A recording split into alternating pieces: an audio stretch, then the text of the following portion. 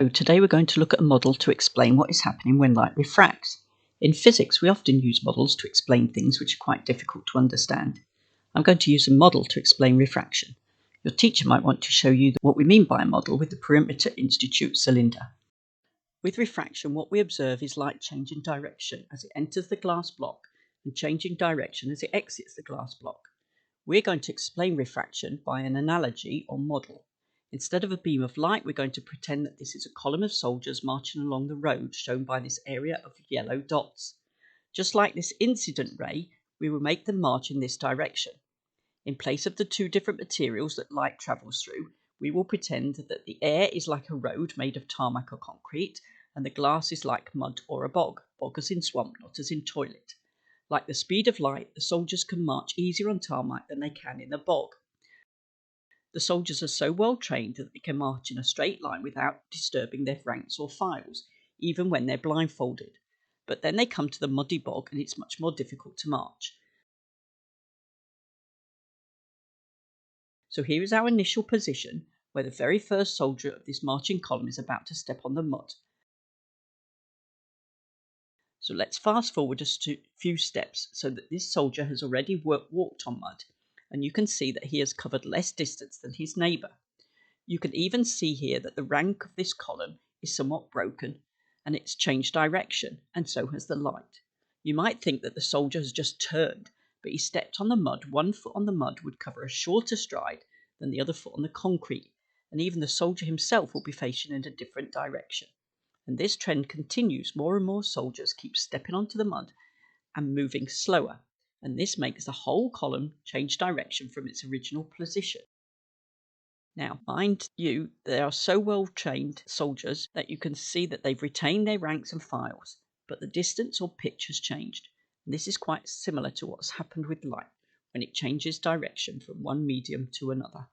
So let us think of how a soldier can march slower than the rest of the column. Is she breaking step, or is she getting out of step with the fellow soldiers?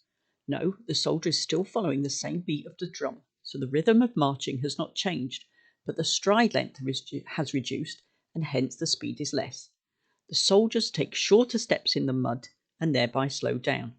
Light does exactly the same thing. What is the rhythm of marching for light, and what is the length of stride for light?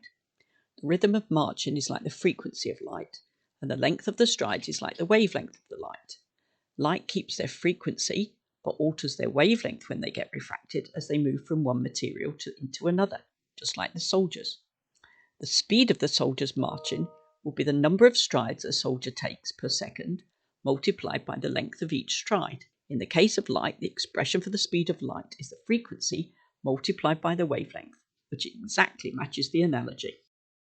In this animation, you can see that the soldiers are all walking into the bog at the same time, as they are moving at right angles to the bog. The soldiers slow down, their speed decreases, and they bunch up. But there's no change of direction. Refraction doesn't have to involve a change in direction. Now imagine that there had been heavy rain. It would be even harder to march in the bog. Making the number higher for N2 is equivalent to a wetter and stickier bog. When the muddiness increases, the soldiers slow down more and bunch up even closer. Now we're going to dry the bog out, but send the soldiers in from a different direction. You can see that the soldiers to the left enter the bog before the others, and there is a change in direction. If we go back and increase the wetness of the bog, the soldier's speed decreases more and there's a greater change in direction. And that's our animation for refraction. You can try this animation for yourself, and I'll post a link at the end of the video. One last animation if you require, and we can see the whole thing in 3 dimensions. I couldn't find scouts, guides or soldiers, so you'll have to go with skeletons.